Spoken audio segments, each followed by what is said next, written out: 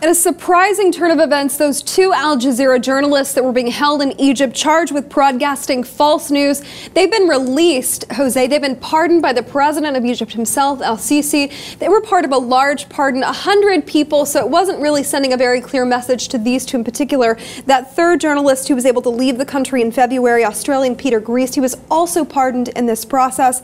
I want to point out the two, Mohamed Fahmy, the Canadian, and Bahir Mohamed, the Egyptian, both surprising turn of events for both of these men that were being held in prison. They were charged with 3 years last month in their retrial, received that presidential pardon. They'll be walking free. You know, prosecutors, they'd accused them of aiding, collaborating within the outlawed Muslim Brotherhood to take down, to overthrow President Mohamed Morsi. This was in 2013. Long-going saga, something that these two journalists deny. They say they were just doing their job.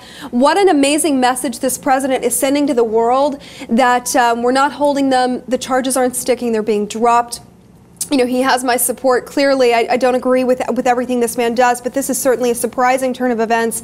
Long nightmare ending for these two. Yeah, I mean, this is very important for two reasons. On one side, we have that the Egyptian government is under a lot of pressure internationally. First, for this condemnation of these reporters and the curbing down of free speech and free press. Also, for the recent events of the attack and the military attack and killing of several Mexican tourists in Egypt. So they're being under the eye of the public opinion globally. And now, as part of a broader pardon, like you mentioned, not necessarily a clear statement about freedom of speech and the freedom of the press, he let them go. But we see that not only in Egypt, but in many places around the world, being a journalist now, it's of great danger. Right, and also you mentioned the president himself putting them in that part of a larger pardon of people. 100 people were pardoned in this decree.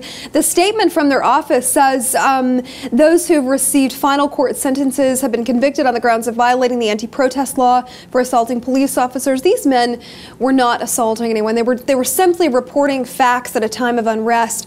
They were, you know, in my opinion, trumped up charges, and the world was watching. And you know, Mal Clooney herself was defending these two and had been involved in their case for a while. And it's just, you know, the outcome that she would want. I just hate that they've been in prison as long as they have. I mean, this is still consequence of the Arab Springs and how the awakening of the people of Egypt and other parts of the Middle East, where they say we have rights and we need to speak up. And many journalists went on and tried to exercise that right, but they found themselves with the tail end of you know, intolerance and abuse of power. But finally, we are cheerful and we celebrate the fact that we have these journalists walking out of jail. We'd love to know what you think about these two men. They've been pardoned by President al-Sisi. They will go free.